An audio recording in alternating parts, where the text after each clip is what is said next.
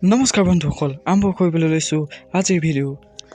আপোনালোকে জানেনে আটাইতকৈ অসমৰ কোনজন লোকৰ ছাবস্ক্ৰাইবাৰ ইউটিউবত বেছি?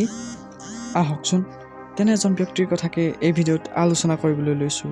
হয়তো আপোনালোকে ভাবি আছে যে ডিম্পু বৰুৱা অথবা মুস্তাফিজুৰ ৰহমান এই দুজন ব্যক্তিয়ে ইউটিউবত আটাইতকৈ ছাবস্ক্ৰাইবাৰ বেছি, কিন্তু নহয়। আমি এই ভিডিঅ'ৰ জৰিয়তে আপোনালোকক জনাম যে কোনজন ব্যক্তি আটাইতকৈ ইউটিউবত ছাবস্ক্ৰাইবাৰ বেছি। আহকচোন তেনেহ'লে আমি ভিডিঅ'টো আৰম্ভ কৰোঁ। আৰু আপোনালোকে যদি মোৰ চেনেলটো এতিয়াও ছাবস্ক্ৰাইব কৰি লোৱা নাই তেতিয়াহ'লে ছাবস্ক্ৰাইব কৰি ল'ব।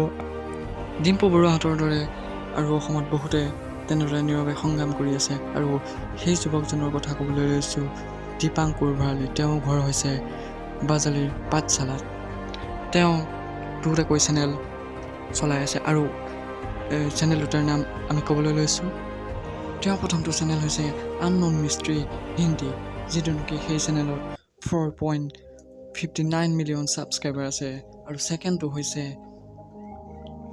তুৰুপদীয়া হিন্দী, যিটোত 1.05 মিলিয়ন ছাবস্ক্ৰাইবাৰ আছে। তেখেতে এই চেনেল দুটাত নলেজেবল টপিকৰ ওপৰত ভিডিঅ' বনায় আৰু এই ভিডিঅ' হিন্দীত তেওঁ তৈয়াৰ কৰে। আৰু প্ৰথম অৱস্থাত তেওঁ ছাবস্ক্ৰাইবাৰ কম আছিলে, যদিও 2022 চনৰ এই দিনকেইটাত তেওঁ ইমানখিনি ছাবস্ক্ৰাইবাৰ অতিক্ৰম কৰিবলৈ সক্ষম হৈছে। এই চেগতে আমাৰ চেনেলৰ পৰাও তেখেতলৈ অনেক শুভকামনা থাকিলে।